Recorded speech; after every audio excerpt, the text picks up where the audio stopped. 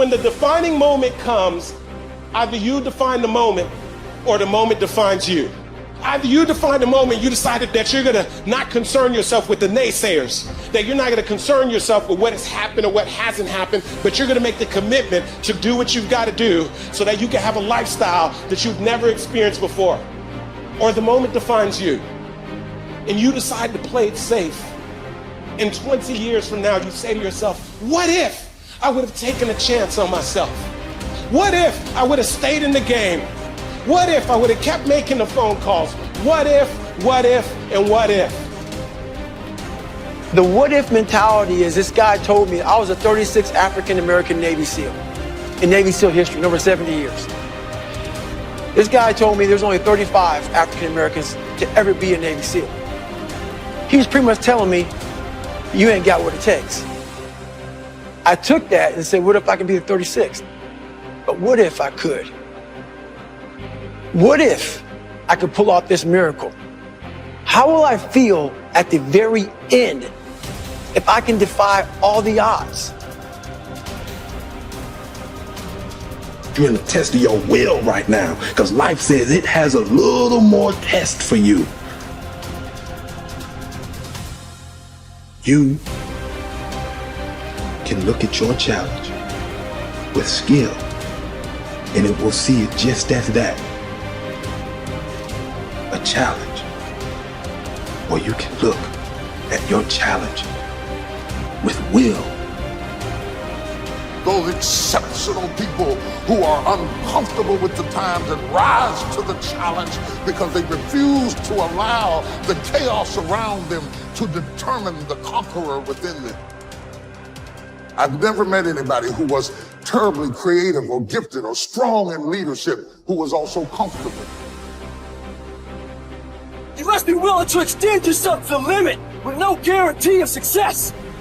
Every day, you must ask yourself, did I do enough? Prove to yourself today, every day, that you can and will push harder than you wanted to, harder than you felt like pushing, past the point of fatigue and far beyond the point of comfort, to that outer edge, to the limits. And on those points, there will be no compromise. Not now, not ever.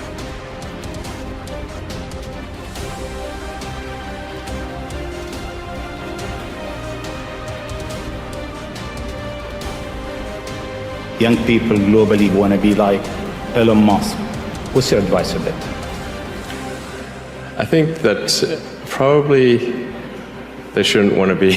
You? I think it sounds better than it is. Okay. Yeah, it's not as much fun being me as you'd think. I don't know. You don't think so? No. There's definitely, it could be worse for sure, but it's, I'm not sure I'm not sure I want to be me. Okay. But if,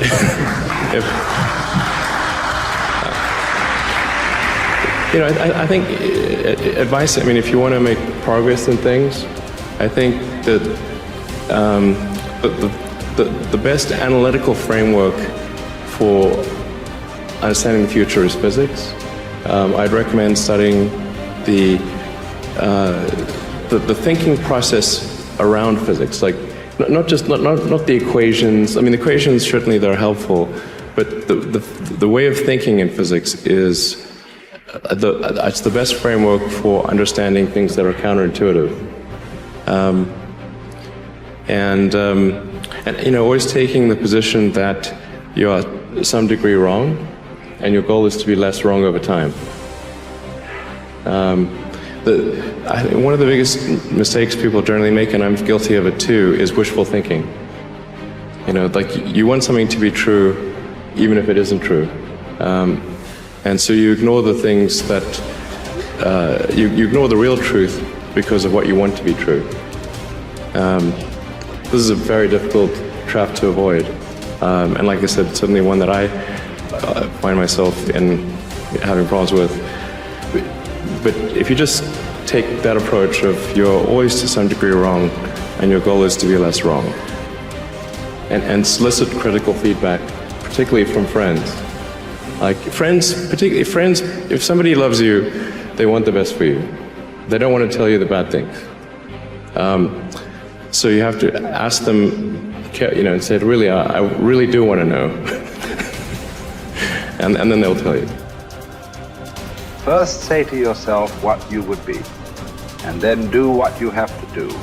Assemble your life, action by action, and be satisfied if each one achieves its goal.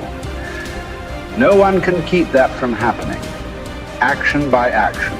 If your soul be habitually in practice, you will plead and teach, listen and learn, investigate and meditate. What more is necessary?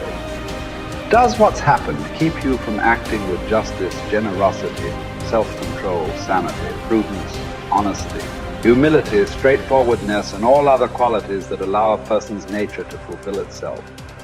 So remember this principle when something threatens to cause you pain.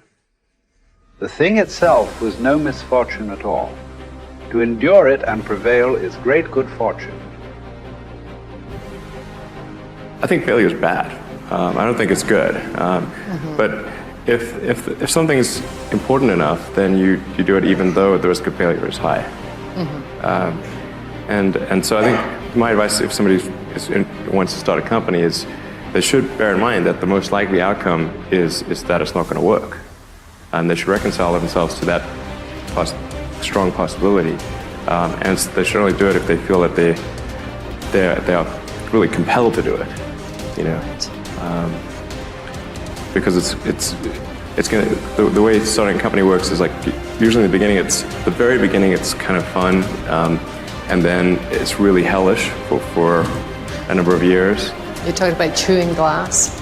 Yeah, there's a friend of mine who's a successful entrepreneur, and started actually his career around the same time as I did, and he has a good phrase. His name's Bill Lee.